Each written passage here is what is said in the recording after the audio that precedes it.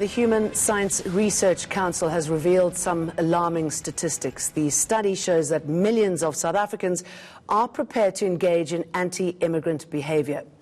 The government has been struggling to contain recent acts of violence, directed mainly at foreign-owned businesses. Stephen Gordon is a postdoctoral research fellow from the HSRC and joins me now. Good to have you with us, Stephen Gordon.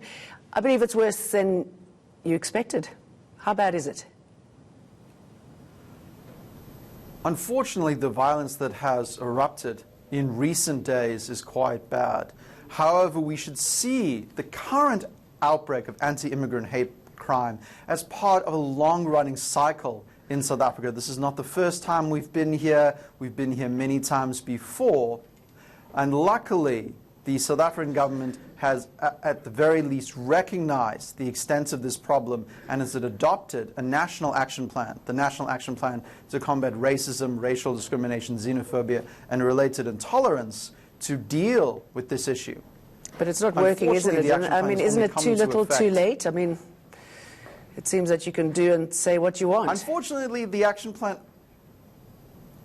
only came into effect in March 2019, and it's too early to tell how committed state authorities are to the action plan and whether the necessary resources will be rolled out so that the action plan achieves its set objectives.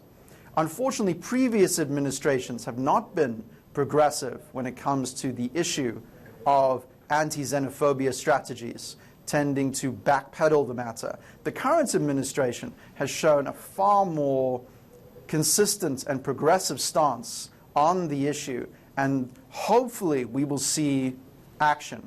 The importance of taking long-term solutions into account is necessary here. We see a lot of calls for very short-term solutions, the deployment of the army, increased police presence. These are necessary, but what we need is long-term solutions. We need mass education, civic engagement, community dialogue, better management of immigration, and immigrant integration programs. All right, talk us through the drivers, please. So we have, at the Human Science Research Council, been looking at public participation in anti-immigrant hate crime for the last few years.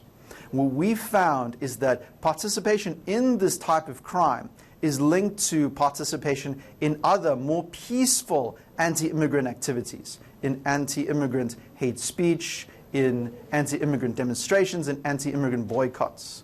Our research suggests that there's often an escalation in which peaceful anti-immigrant activity escalates into violent anti-immigrant activity. So the government must look carefully at peaceful anti-immigrant activity as an early warning sign of forthcoming anti-immigrant violence. Secondly, excuse me, let me just jump in here, Stephen. I mean, what is it, though? I mean, is the main driver poverty? Is it hate? Is it fear? Is it, in our case, politicians who stir up this anti-immigrant sentiment? What we've found is that there are many myths about the impact of international migrants on South African society. There are widespread beliefs that international migrants are a cause of crime, unemployment, prostitution, drug trafficking, even witchcraft. These claims are often baseless, lacking foundation in empirical evidence, yet seem to be entrenched in many communities in the country. These myths, these stereotypes, form the basis for a lot of anti-immigrant activity and actions. When it comes to violence, we of course have to look very carefully at why people feel able to take the law into their own hands. Are these communities not well protected enough by law enforcement? However, the root cause, as I said before, is prejudice. We unfortunately, as a country, have a significant minority of citizens who hold strong anti-immigrant prejudices, and we need to confront this fundamental problem head-on. Stephen Gordon, thank you very much.